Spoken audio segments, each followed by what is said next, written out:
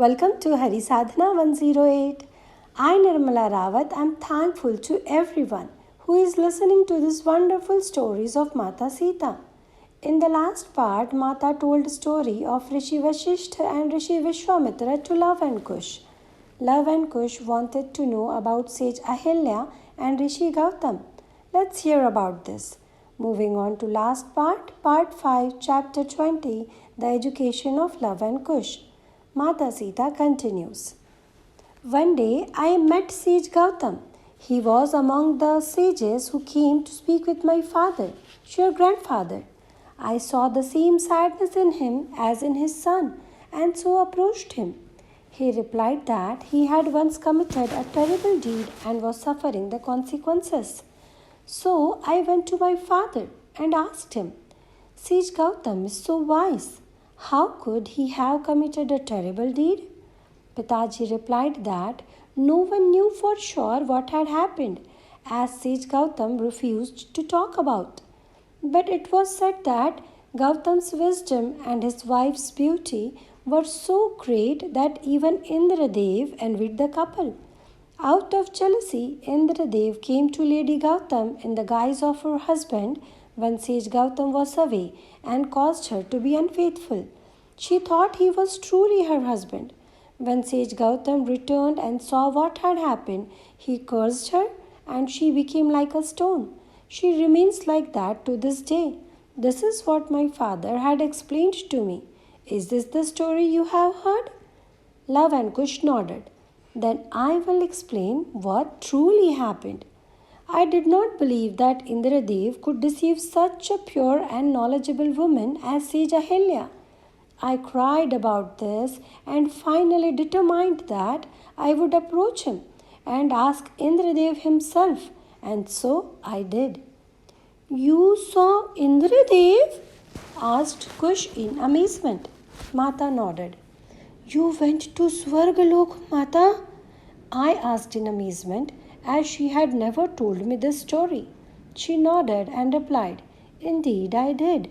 It was before you arrived at the household, Soma. It was in dream. One night I found myself in Swargalok standing before Indradev. He looked at me lovingly and said, Child, ask your question. You may ask of me anything you wish. Why did you deceive Sage Ahilya? I asked with tears streaming down my face. He replied, It is the role of the Devs and Devis to test all the sages, to help bring out whatever imperfections remain. This is necessary before they are permitted to enter this heavenly realm.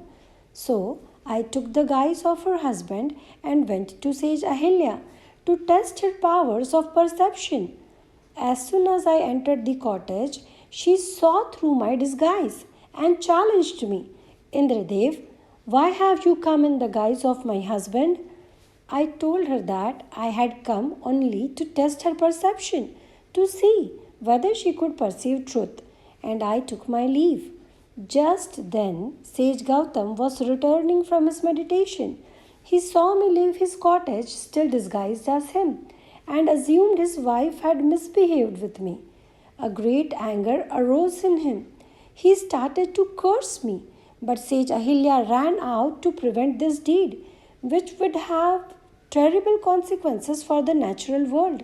She stood between her husband and Indradev and received the curse herself. She immediately turned into a stone-like form, silent as a boulder. Indra went on to say, I turned to him and said with great sorrow, See, great sage, what your anger has wrought on an innocent woman who has done no wrong. I only came to test you both. Sage Ahilya saw through my disguise and did not err, but you were not free from anger and doubt. Then I gave Sage Ahilya the choice of coming with me to Swargalok or remaining in that stone-like body until her husband freed himself of anger. She chose to remain so that they could enter the celestial realm together. Is there no remedy for this? I asked Indradev in a pleading voice. A remedy will come very soon, my dear. I awoke after hearing those words and my heart was at peace. Mata fell silent and glanced over at Love and Kush, who were looking at her in amazement. After a few minutes, she asked them what they had learned from the story. Kush replied that anger was the cause of so much suffering. One must conquer anger. She nodded and turned to Love. He was quiet for a long time. She pressed him. What else is there to learn, Love? Finally, he replied. Sage Gautam did not trust Sage Ahilya, even though she was a great lady. Then this was his true fault. Mata said, You both are right. Without trust, there is no love.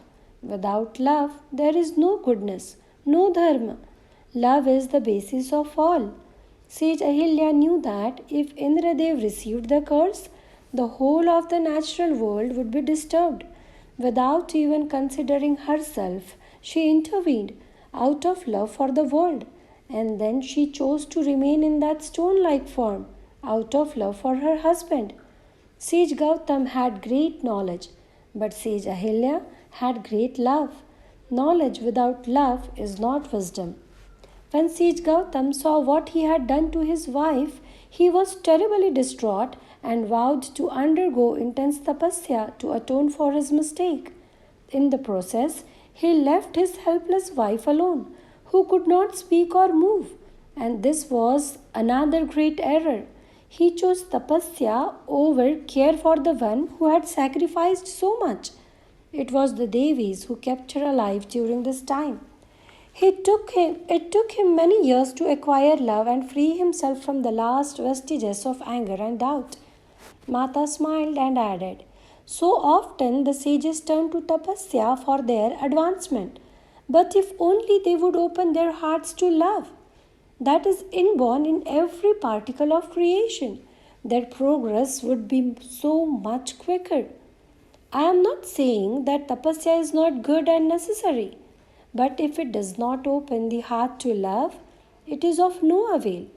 It grants power but not wisdom, and power without wisdom has caused so many to fall. Mata felt silent as if reflecting on her own words. But Ma, you have not finished the story, urged Kush. Wasn't it Maharaja Ram, who freed her from the curse? You're right.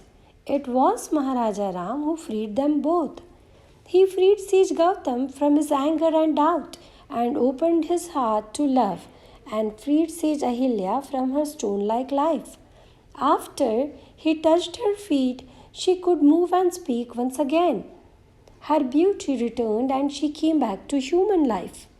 Mata then hurried the boys off to bed. When I came to bring Mata the night-time drink, I found her seated outside, withdrawn.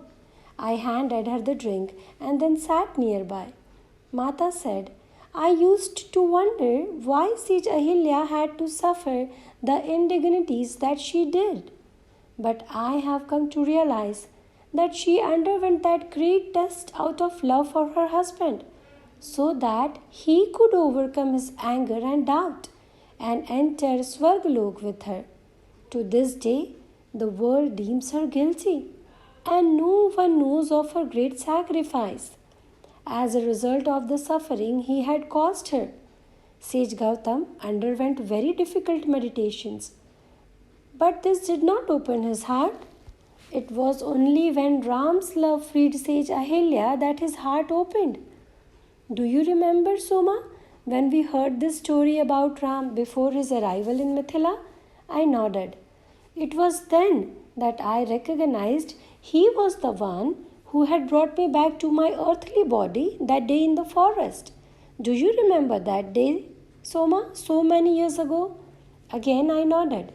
When I met Ram, my first words to him were ones of gratitude for having freed an innocent woman from the suffering she had taken on. Do you know what he replied? What did he say, Mata? My voice trembled. I was so moved by this story, which had made me silently shed tears. She looked at me with glowing eyes. He replied that When he saw her suffering, thus he had no notion of innocence or guilt. There was no thought of judgment. He saw only the great love that was locked inside her stone like form. And he knew that he had to unlock that love so that it could once again flow to the world. That is why he has come to this earth, Soma, to release the love that resides in all.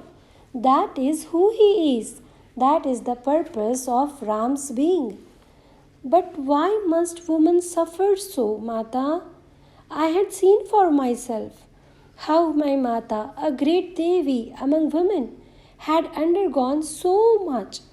Knowing the train of my thoughts, she said with great love, Soma, I have not come into this world to be a Maharani, that you know.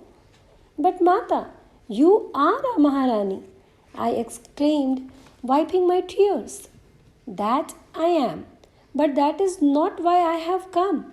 When I took birth, I chose to first know the arms of Vasundharama.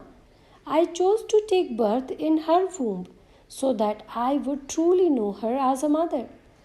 This was to set an example for the world so that all would know her as their mother, as was known in the distant past. But that knowledge is fast fading. She turned her eyes from me and looked off into the distance. I will come again and again into this world, Soma, sometimes seen and sometimes unseen, doing my work quietly to bring that knowledge back, that love for Mother Earth and all that lives. This is why I have come. Jai Shri Ram. Like this story, there are many stories which we either do not know or have heard or seen the fabricated version. A kind request. Start reading our Dharma Granths as they are not mythical but historical. Let me know your views on this part.